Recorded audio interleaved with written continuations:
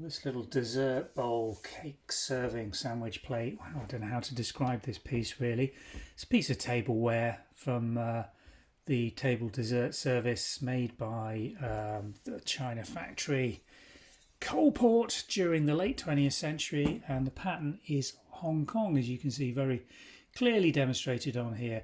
They made this mould design in a variety of different patterns, so they used the same shape across several designs. You can see in its side elevation, it's got quite a deep rim to it, so it could be used for a variety of serving situations. You could even have it as a shallow vegetable dish if you wanted.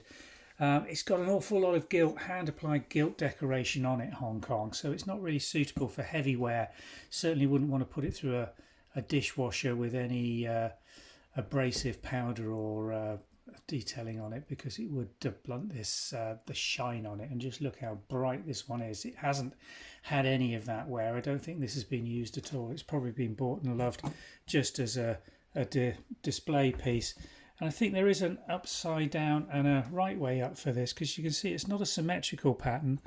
It's fused with the two birds. One always has to be upside down, but I think this is probably designed to be the base on display, with the floral design emanating from that upwards. So an interesting one, Hong Kong.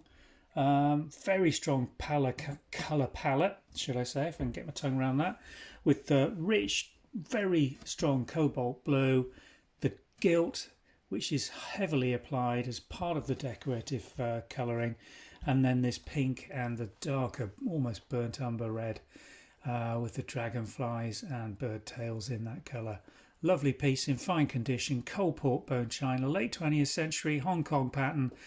Is it a dish? Is it a bowl? Is it a cake plate? Well, you can decide and use it for all of those, should you choose to buy this piece. Available on the Vintage and Antiques website.